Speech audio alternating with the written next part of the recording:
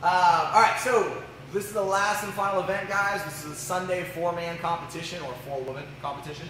So we're going to talk about the movement standards, walk you guys through this stuff really quick. Again, the event list is out. Any questions, things you're going to have, please address them beforehand. That way when we get there, day of, we can get rolling, we can have some fun. Okay? So event number 1 actually takes place the same exact time as event number 2. So we're going to cover all the movement standards at once. Event number 1 is our 7 bar over burpees, 7 deadlifts, 7 power cleans, 7 shoulder to overhead, right? So as far as my bar over burpee goes, I'm going to go ahead and allow you guys to run parallel, so it's not bar facing. My chest has to touch the floor. I have to jump off 2 feet, land on 2 feet on the opposite side. That gives me a rep. You do not have to open up full extension. You do not have to put your hands over your head, all that kind of fun stuff. Okay, deadlift. Your hands have to be outside of your legs. That's the only standard as far as positional piece goes. You can use any grip that you want. I'm standing all the way up, full lock out of the hips and knees with shoulders behind the bar. Back down, touch, full lock out hips and knees, shoulder behind the bar. Okay? Power clean. Okay? Pretty simple. Bar starts on the floor every single time. Butt down, chest up if you're going to do good reps. I'm going to drive and get the bar to my chest, elbows in front, hips and knees locked out. If you're going to do muscle cleans and you're going to fly through them relatively fast, you got to make sure the flash of the elbows hits as the hips and knees are locked out. Okay? I finish almost through that. I decide I want to go shoulder to overhead. We can do strict press, we can do push press, we can do push jerk, we can do split jerk, right? I hit my last clean. Strict press, push jerk, split jerk. Every rep has to be finished, hands over the head, elbows locked out, hips locked out, all that fun stuff. The workout can be broken up however I want. So let's say that out of our team of 4, right, the athletes that are available, I'm good at burpees, I smash the burpees, I suck ass at barbell stuff, I'm going to jump, get out of the way, he jumps in. He picks up as many reps as he wants of deadlifts. Let's say he sucks at power cleans, finishes the deadlift, Nick steps in, starts crushing power cleans. Okay? Let's say that we want to move even more efficiently, or this is a heavier weight for us, we can do singles. He does a single power clean, drops the bar, I do single. Okay? It can be broken up partition however you want through the whole entire thing, as many reps as possible. Okay? While that's going on, Ron is on the rower. This is event 2. You have 10 minutes to get a max calorie row. Okay? This is going on while this is going on. So you're going to have 3 people responsible for the exercises. You're going to have 1 person busting out calories. Okay? He has to stay on the rower from 0 to 2 minutes. Once 2 minutes hits, he has to get off, somebody else has to get on. They stay on the rower from 2 to 4. At 4 minutes, that person has to get off, next one has to get on. Stays from 4 to 6, right? 6 to 8, 8 to 10. Every person must row at least 2 minutes. 1 person is going to have to row 2 2-minute segments. Okay? We go 3, 2, 1, time, end of the event, 10 minutes ends. You're getting scored event 1 on reps. You're getting scored event 2 on calories, but they count as 2 separate events, even though they're taking place at the same exact time. Okay? If you have any questions about transitioning on and off, guys, just remember only 1 person touches the rower at any given time. So during a transition, he puts the oar down. I have to wait for him to clear the rower for me to then step on. I can't grab on the oar and start rowing while I'm getting in or anybody else is getting in. None of that crazy trickery. Stay forward, stay simple, make your transitions quick, and row hard. Okay? So that's events 1 and 2 for the 4-man team. We're going to move on to event 3 here in a second. Alright guys, so we just finished event 1 and 2. We're going to now transition to event 3 for our 4 athletes, which is 2-rep max bench. Pretty straightforward and simple. At 3, 2, 1, go, you're going to have a bench and an empty bar. Okay? You have to load it. So, we have our first athlete comes down. We know what essentially they want to hit for their first one, which is roughly 16 pounds. We're going to go ahead and make sure that bar is collared. He's going to take the weight off. Now look, 1 person needs to be spotting or at least have an eye on. Your reps count when they start at full lockout. Transition all the way down to the chest. Press all the way up to full lockout. That's 1 rep. He comes all the way back down. Presses all the way up to lockout. That's 2 reps. Wait for the good call before you go to racket. He goes ahead, pulls himself back into the racket. Okay? He gets out, next person can try the same weight, you can change the weight, you can add weight, take off weight. There's no rules on how the weight increases or decreases throughout the entire thing. Let's say AJ gets down on the bench. Now we're getting towards his 2 rep max, and he really wants a spotter. He wants somebody to give him a lift off and somebody to help him pull the bar back in. Your rules as a spotter, do not screw their reps up. We're gonna go here, we go 3, 2, 1, we lift. He's at full lockout. My hands have to be completely clear before he starts his rep. My hands are off, he goes through his reps. Boom, he's really fighting for 1. Ah, he gets down, he fights for another 1. All the way up, wait till he's locked. Then I can help him grab and pull in. If at any time during the lift, before he gets a go signal, I put a hand on the bar, it's an automatic no rep. So my hands stay off, I'm ready for support. If it's about to crush his trach, I'm gonna dive in and help him. But if he wants the rep, he's gotta get it locked out on his own. I am then gonna grab the bar and help him pull it back into the bar and rack it. Pretty straightforward, guys, the 2 rep max. And like I said, weight has to be collared for every round. You can increase and decrease however you want to. There's no rules and stipulations on that. Easy enough? We'll see you guys for the next event. Yeah. Alright guys, so we're back for the next event.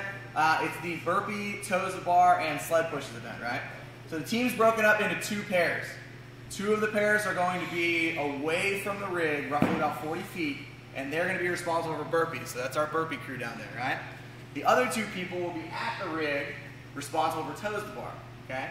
At the count of 3, 2, 1, go, our people down at the end are going to start their burpees. Pretty straightforward and simple. It's going to be the same weight plate standards before for our 6-man team guys. But long story short, you're doing a burpee, you're jumping up to a plate. You guys have seen it before. We'll cover that standard a little bit later. They can break the plate or the burpees up as often as, or wow, not as often, however the hell they want. Doesn't really matter. Okay, so if he wants to do 1 and 1 and 1 and 1 and 1 over and over again, they can. If they want to do 5 and 5 and 5 and 5, they can.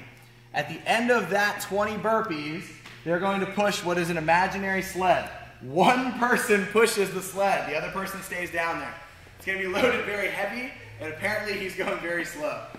When they get to our end, he leaves the sled and goes right back to where he was. Okay?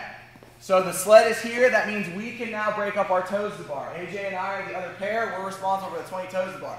Let's say I jump up, same exact rules and standards, both feet have to hit in between your hands. You can mix grip, do whatever the hell you want as far as that goes. We break it up however we want. I do 2, let's say AJ jumps up, does 2. We go back and forth, doing 10 full sets of doubles. Once we finish, one of our guys takes off with the sled, pushes it down. Once the sled clears the line, our guys can start burpees again. Pretty straightforward, right?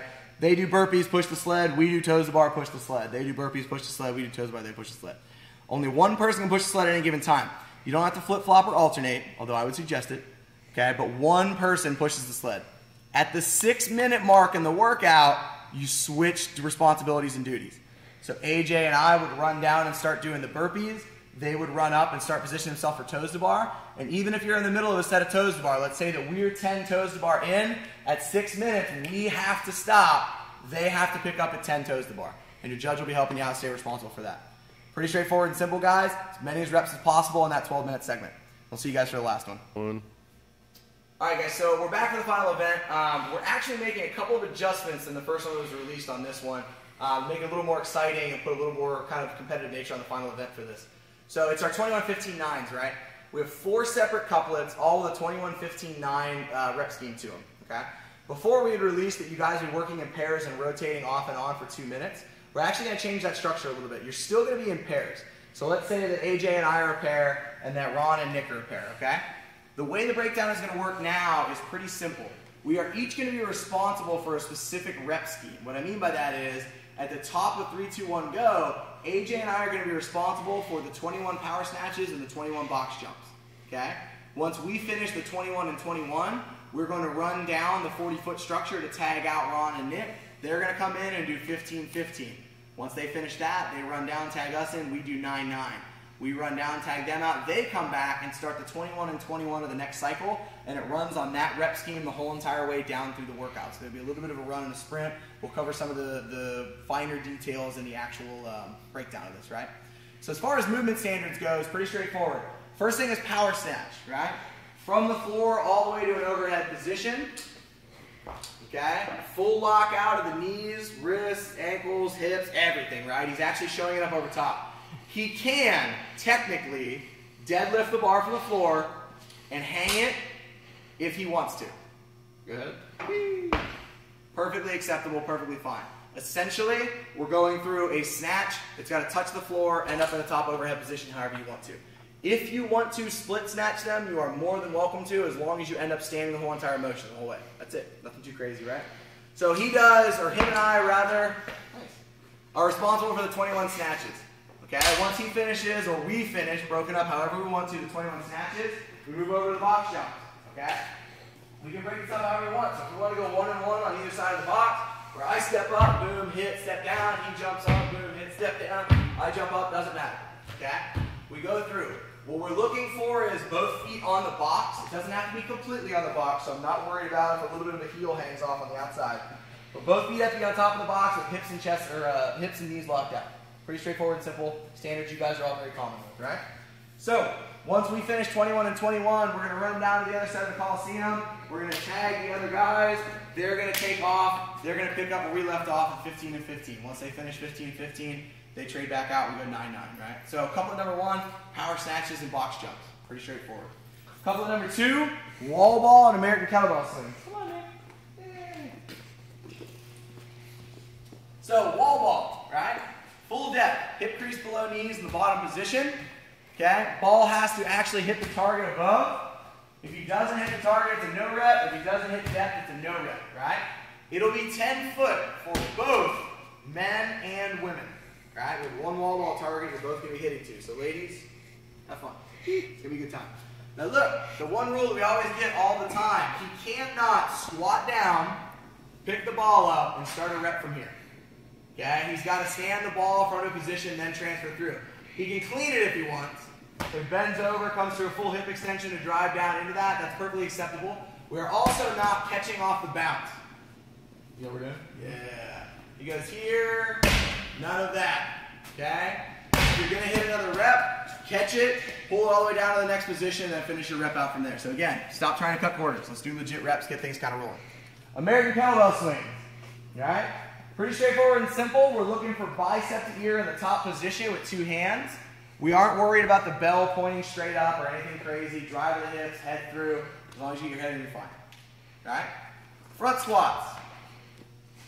Bar will be taken from the floor. You will not be allowed to use the rack in any way, shape, or form. Bar will be taken from the floor. He can power clean it and then start his squats all the way down full depth, full lock out at the top. Or he can full clean his first rep. Perfectly acceptable. Okay? What we are looking for, and where everybody gets shortchanges things, is locking the hips out at the top. So do a couple where you don't lock. No rep. No rep.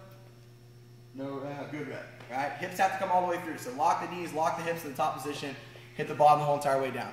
Cool? Pretty straightforward. Hand release push-ups. Okay? My chest has to touch the floor.